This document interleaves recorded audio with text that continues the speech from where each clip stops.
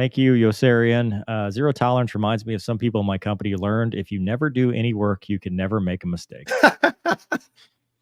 Yeah, and dude, Not a bad it goes plan.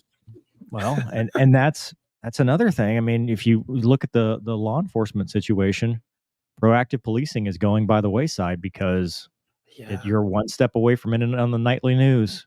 I mean, it's an interesting world. Yeah. Zero tolerance for mistakes equals zero learning opportunities. That's just, and that's it for with fighter pilots. I mean, you want a level of cockiness and aggressiveness that you pull back. It's easier to throttle somebody back than it is to push them up.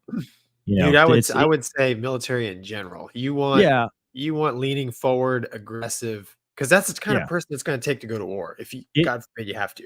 Well, it's the if you were doing expressions here, I'd rather be a warrior in a garden than a gardener in a war. Oh yeah, because you want I want the steroid-driven Navy SEAL going out. And, I mean, give him more juice. I don't want the soy. I don't want that. I mean, I don't, because the mission is to kill people and break their things. It is not.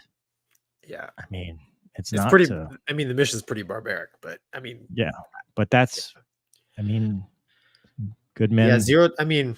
Sleep peacefully in their beds because rough men stand ready to do violence on their behalf. I mean, even mistakes like, I totally condone it, but like even like the DUI thing, right? The cops parking outside the enlisted club or the officers club.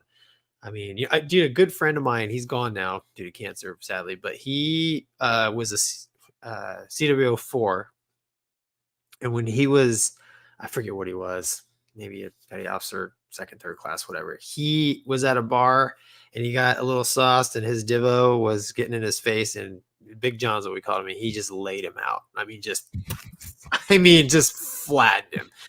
And did he get kicked out? No. Did it slow his career down? He told me, I think it slowed him down like 4 years, but they forgave him because he was an excellent, like, okay, dude, we got to keep you out of the bar. Have your bros take care of you a little better, but he was exceptional at what he did. And, he ended up, he's CWO4 in the Navy. There's not a ton of those. And he was, when I knew him, he was at the end of his career. And he was the guy that, like, if I had any problem, I would go down and see him, and he would literally pick up the phone, and he knew who to call, what to say, what to do. And, and he maintained that, he didn't take any crap from anybody, and you need guys like that, Yeah. And if they would have got rid of him back then, like, we would have never had that. When was this? How long ago? Like in the early 2000s? Oh no, Big John, he did this in the 80s. Okay.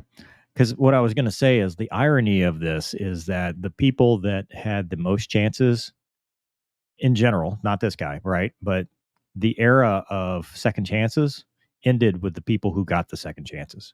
So these people got in a position of power, pulled up the ladder, and said, one mistake. That's all you get. Oh, yeah. You're done. We're out. Yeah. And that's because you didn't have the backbone to fight the pressure from the civilian side. Yeah. The best bosses are the ones that are like, I don't care if I get fired. I'm going to do what's right. 100%.